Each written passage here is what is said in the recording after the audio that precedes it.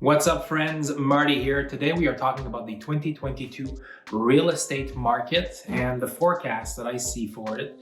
So today we're going to be breaking down a few key things in the real estate market.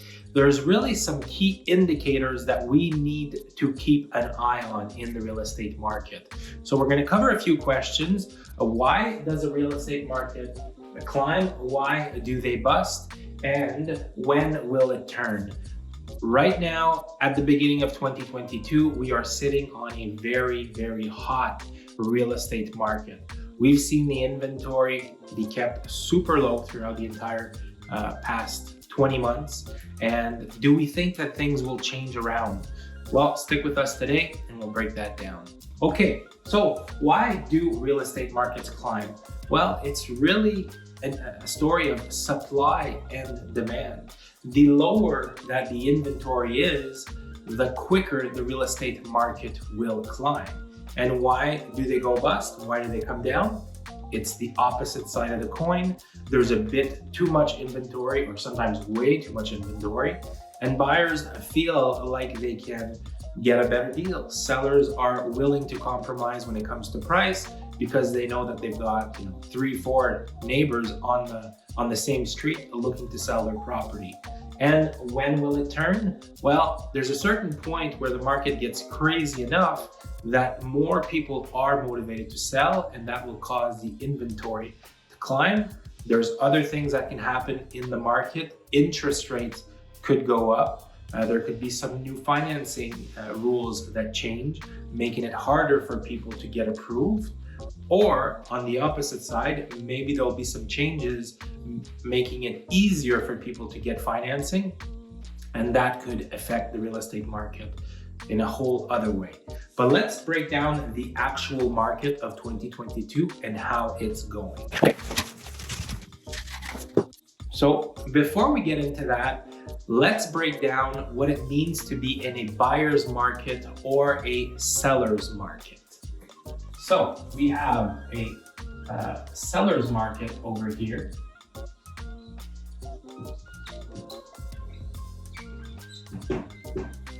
And at the other end of the spectrum, we have what is called a buyer's market. Now, this is true of all markets, whether we're talking about the trade of bananas or the trade of Bitcoin or stocks or real estate. Everything happens on a spectrum of being a buyer's market or a seller's market. Now, the best definition of the real estate market that I've heard when it comes to buyer's market or seller's market comes from this book, Shift, written by Gary Keller, just after the 2008 financial crisis that really didn't pan out well for the American real estate market. It was a different story up here in Canada for a bunch of different reasons, but the best definition I've heard of what is a seller's market and what is a buyer's market comes from that book. Now, what they say is that if you have more than 7 months of inventory, you are in what is considered a buyer's market. If you have between 7 months and 5 months inventory, you are in what we call a balanced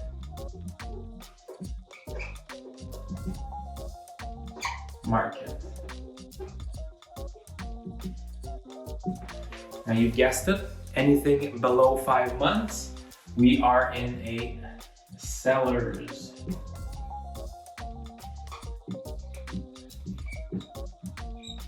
market. Okay, so right now, there's no hiding it, we're in a seller's market, a very strong seller's market. There is really not that much inventory on the market. How do we determine how many months of inventory we have on the market? There's an equation for that. Let me share that with you. I'll write it here. So you take the active listings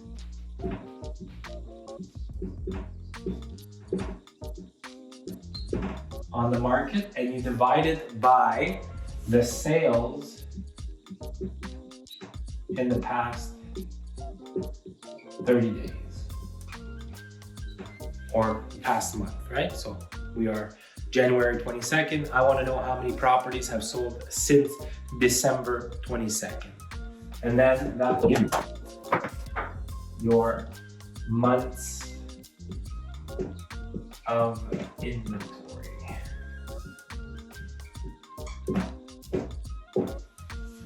Okay, so that's how you figure that out. You want to know how many active listings are in your market, how many sales have you had in the past 30 days.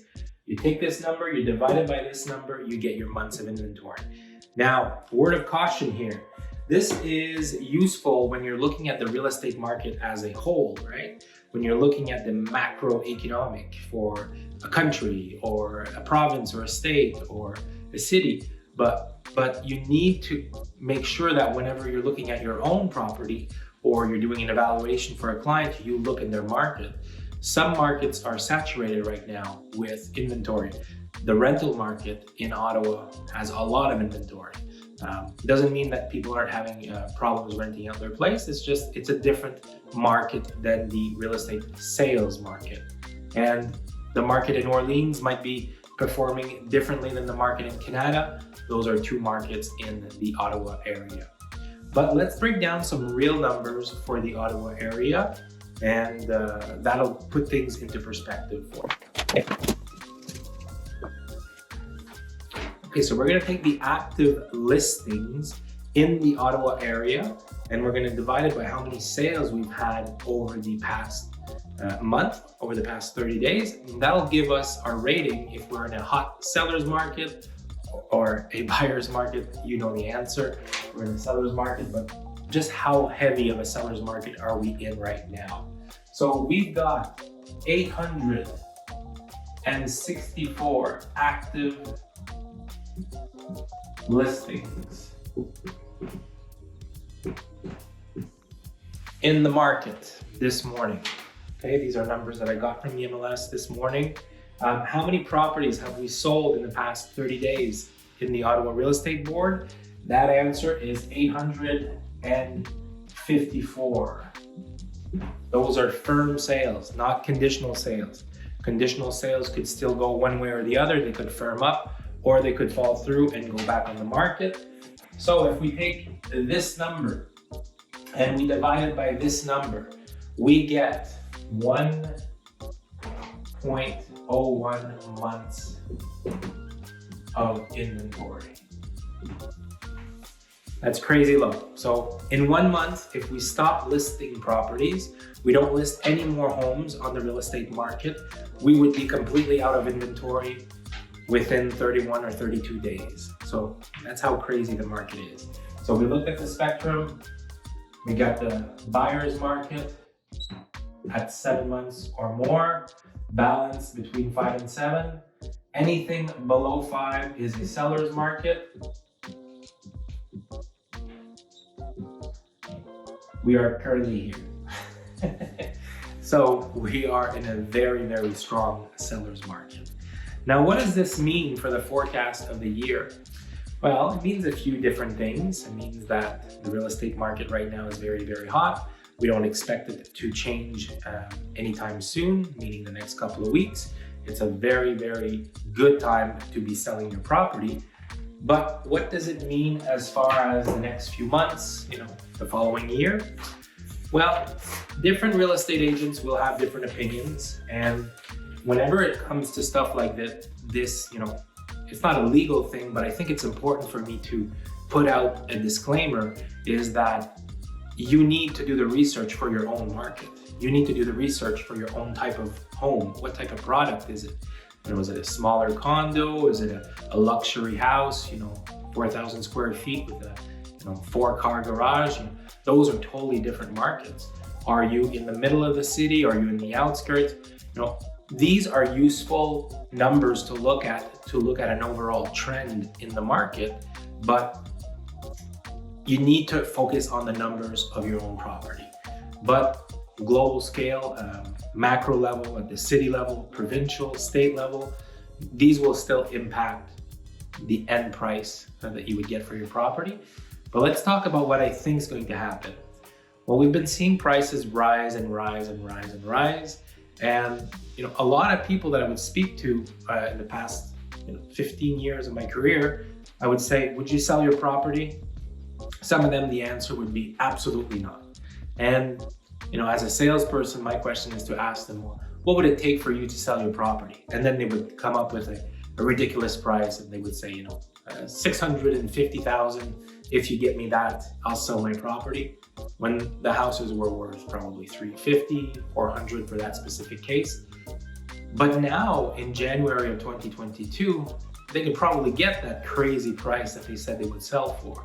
So what I think is going to happen is that a lot of people that weren't thinking about being on the real estate market will end up going on the real estate market, meaning that they will list their property and they'll say, hey, if I can get this price, great, we'll sell, we'll move out east where the price is a bit cheaper. Maybe we'll retire from the real estate investment game, we'll rent for a while. That's quite possible. We might have a lot of sellers that are trying to do just that. So what that's going to do is it's going to increase this number of 864, and it's going to shoot the inventory up. Now, once that happens, buyers start to have a bit more choice. Now you're saying, well, won't the buyers pay the prices that the properties are now at? Yes, for a while, until we get closer to a balanced market. If we get the inventory high enough, then the buyers will have more choice and they'll be able to negotiate more off of the listing price. Some of those sellers that were excited about selling for a high price, they might not move on their price. It's quite possible. But there are going to be families that are on the market that need to sell their property, right? Once that happens, they might accept a lower price for their property, and that's going to cause the market to stabilize itself. We won't be seeing as many multiple offers. Right now, it's typical for a property to get 15 offers, 20 offers, 27 offers I've seen recently. That's very common. There's too many buyers for the amount of sellers on the market. Now, is the Ottawa market heading for a crash? I don't think I can call it a crash. I think it's more of a correction. We might see prices leveling off. We might see prices dipping a bit. But nobody has a crystal ball. Nobody can predict the future, but those are the signs that I'm seeing. Now, some of you might say, well, if prices start to go down, the government might start to adjust the buttons on their desk, lowering interest rates. Well, interest rates are pretty much as low as they can go. We recently saw a mortgage get locked in at 1.99%.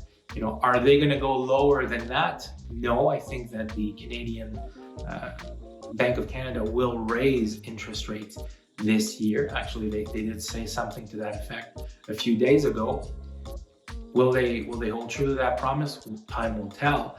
But if the real estate market starts to decline, there's really not that many tools that the government can implement in order to try to save the real estate market. They could try to bring back longer term amortization. People would be allowed to amortize their mortgage over 40 years. That might be something that might be brought back into the popular mainstream. Removing the down payment for properties, allowing buyers to buy property for 0% down. But that's dangerous, because if you implement those things, then what is left for you to implement after the market goes really bad? Once you've implemented those things, then you really don't have any tools to work with. So I think we're going to see the market level off. And I don't think that the government's going to do any heroic efforts to try to save it and try to keep it going up and up and up and up, to new and higher levels. We've had a hot real estate market for a few years, but everything is cyclical. And it's not in my opinion, that's just the way it works. That's the way markets work. So if you're a realtor watching this, you might want to pick up a copy of this book, Shift by Gary Keller. It will come. It might be this year, it might be next year, but holding listings won't be what it was before. If you've got buyers out there that want to work with you, make sure you're giving them as much attention as you are the listings, because right now, yes, a listing is more valuable than a buyer because we are in a seller's market. But once the market turns, the agents that have done a good job with the buyers are the agents that are going to win. Okay, so there you have it. Do these numbers for your own market. If you're not in the Ottawa area, whatever market you are in, do this. And this is a nice presentation. It takes 10 minutes to go through this thing, and you can present this to your sellers. If you're a homeowner, you can do these numbers for yourself, just so you know exactly where you're at. But useful stuff. I talk about this stuff.